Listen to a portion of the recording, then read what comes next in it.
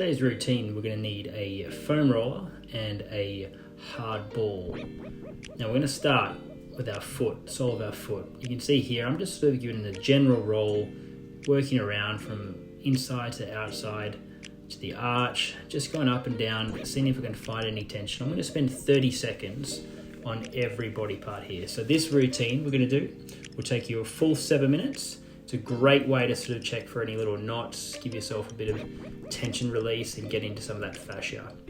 Moving on to the second one, you can see as I go through here, again, I'm just giving it a light scan, not applying too much pressure. But as I find areas, then I'll start to dig in a bit deeper as I go. Breathing through it, any sort of gristly areas you can find, rolling out. I wear pretty much no shoes from day to day, so my feet feel pretty good unless I do things like sprints or double unders, skipping. Then they get a little bit tight, but in general, just from going barefoot, that generally provides a pretty good massage. Making my way to my calf with the foam roller now. Really important when you're doing this one, you try to relax that foot as much as you can. So I'm trying to let the foot go limp and shake it out, and I'm actually going across the muscle fibers for the majority of my calf. So I'm rolling back and forth, as you can see here, and then just doing a little bit of up and down action as opposed to up and down, up and down, up and down, which is what you see a lot of people do on their whole body with the foam roller. So you want to get really creative with how you go.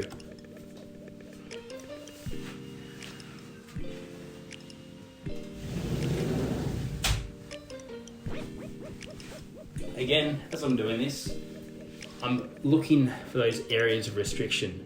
So when I talk about restriction, I'm talking about sort of sensitive areas to touch and to push on. That's the bit we're trying to go for. If you're not really feeling it, you can add more pressure. Now I'm lifting my hips up off the ground to apply a bit more downward pressure.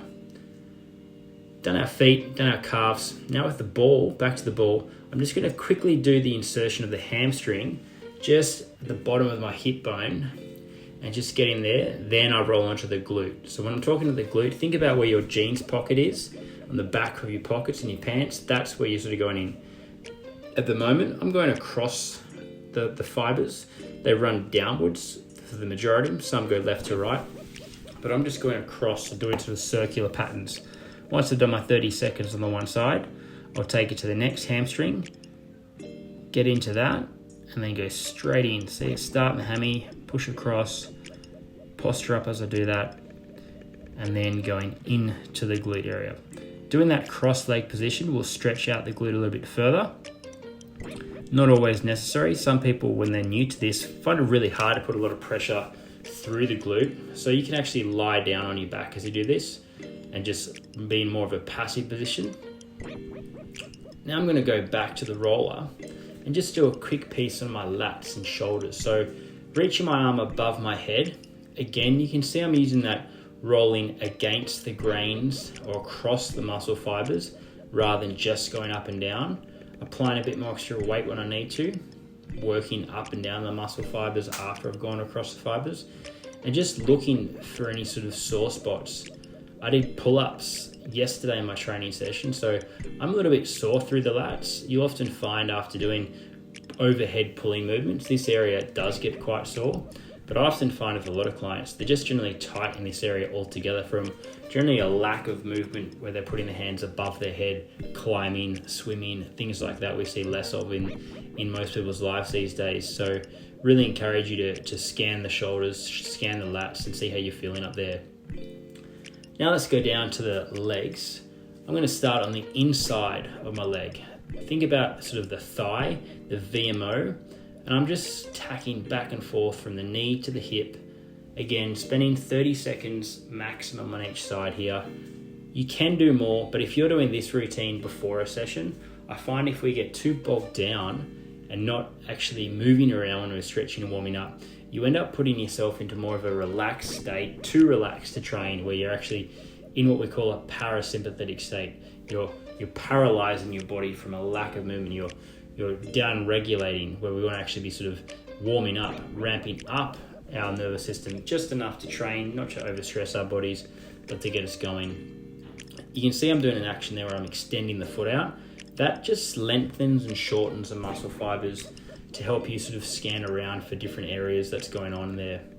From there, we're going to move on to the quadriceps. So now going more on the front of the leg and going from the knee up slowly to our hip. I'm doing a full roll, full length to start with here. And then once I find some gristly areas like there above my knee, I'm extending that knee, the heel back towards my hamstring to stretch out through the quad. So as I'm rolling and putting pressure on it, I'm also applying a bit of a stretch through it as well. I find that's just a really great way to get into the quadricep a little bit further. They're a big muscle group. They need a lot of this stuff. We use it, humans are very quad dominant. We've got our big hamstrings and glutes, but we often find ourselves, and I find many clients, myself included, quite quad dominant. So, anything we're overusing, we want to make sure we're getting a bit of therapy and recovery so that it stays healthy for the longevity, the use of it our whole lives. Doing that tracking action again, extending the heel back towards my hamstring to lengthen through the quad. It's a great little technique rather than just going up and down. Again, no more than 30 seconds on that side. Finishing up on a really gristly area, the IT band. A lot of people have restriction through this area, which causes a lot of knee pain.